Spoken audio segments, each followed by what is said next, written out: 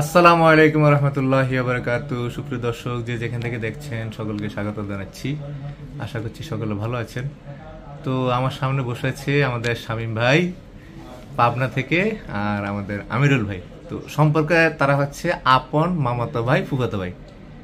তো আলহামদুলিল্লাহ তারা ক্রোয়েশিয়ার জন্য ফাইল জমা করেছিল।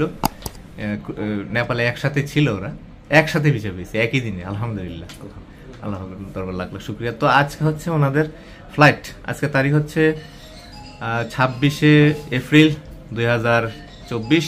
আজকে দিবাগত রাত 3:30 নাকি 3:30 হচ্ছে ওনাদের ফ্লাইট। এটা হচ্ছে কোন এয়ারলাইন্স? কাতার এয়ারলাইন্সে, Dhaka to Qatar, Doha, Doha to Zagreb. তো ভাই কেমন আছেন আপনারা? আলহামদুলিল্লাহ। তো ভিসা পাওয়ার পথ কিন্তু আপনাদের সাথে এই প্রথম দেখা হয়েছে আমার। হ্যাঁ, আপনাদের কোনো ছবি আমরা পাইনি। শাওন ভাই আমাদেরকে 2টা ভিসা ছবি পাঠাইছিল, ওগুলো আমরা পোস্ট করছি কিনা মনে নেই, মনে করিনি। করা হয়েছিল না, ইয়েতে দিয়েছিলাম হয়তো ইউটিউবে। হ্যাঁ, তো যাই হোক ভাইদের কাছে পাইছি, যেহেতু বিদায়ের দিন আজকে চিন্তা করলাম যে এই যে জুকিসডাম আমাদের যে কোম্পানি, আপনারা হয়তো অনেকেই চেনেন, এই কোম্পানি বিখ্যাত কোম্পানি। আলহামদুলিল্লাহ অনেক ভিসা হচ্ছে এই কোম্পানি থেকে।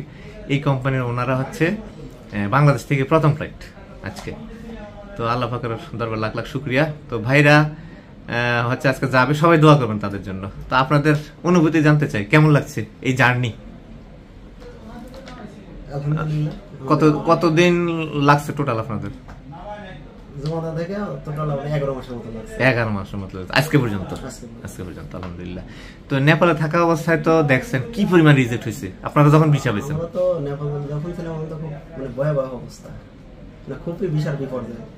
মানে আমি সবাই বলি যে প্রত্যেকেই প্রতিদিন একবার করে মরে আর একবার করে বাঁচে। মানে লিস্ট যখন আসে দেখে যে আমার মরা লিস্টের তালিকা নাম আছে কিনা, যখন দেখে নাই তখন বেঁচে যায় নাকি আমিরুল ভাই? সেটাই ওই সময় যখন ভিসা হয় তখন আপনাকে ভিসা লিস্ট দেখতে হবে। ভিসা লিস্ট তো দুইটা চারটা ভিসা হইতো, আর বেশিরভাগ সবাই খালি রিজেক্ট লিস্ট নাম বলে চোখ বলাইতো যে দেখি আমার রিজেক্ট লিস্ট নালি আলহামদুলিল্লাহ, রিজেক্ট নাম নালি আলহামদুলিল্লাহ। তো যাক, শেষ পর্যন্ত আল্লাহ রহম করছে। আপনারা অনেক চাইছেন, পরিশ্রম করছেন, আল্লাহ পাকের কাছে চাইছেন।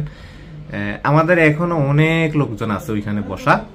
তো তাদের উদ্দেশ্যে কিছু বলেন এটা আমিরুল ভাই।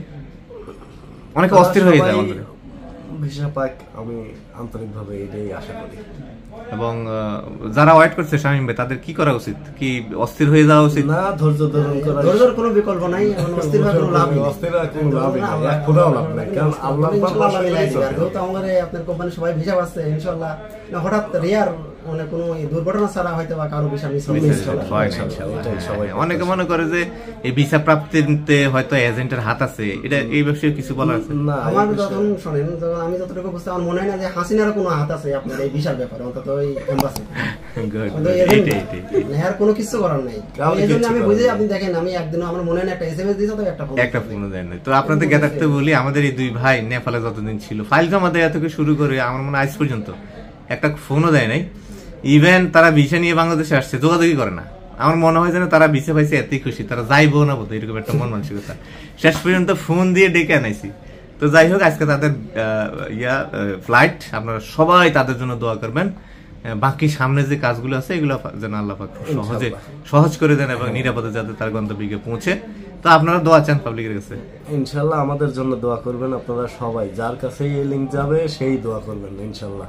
ইনশাআল্লাহ ইনশাআল্লাহ আমরাও সবার জন্য দোয়া করি, যারা ওয়েট করছে তারা ভিসা পেয়ে যাক।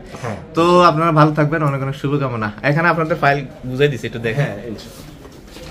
দেখেন সবকিছু ঠিক আছে কিনা।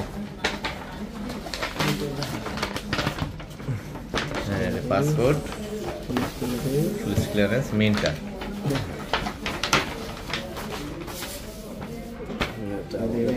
BBT card, ticket, passport, permit, contact letter.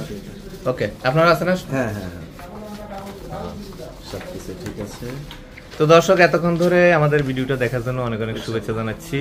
দেখা হবে ইনশাআল্লাহ পরবর্তী ভিডিওতে। সবাই সে পর্যন্ত ভালো থাকবেন, আল্লাহ হাফেজ। আর সবার জন্য অনেক অনেক অনেক শুভকামনা, দোয়া।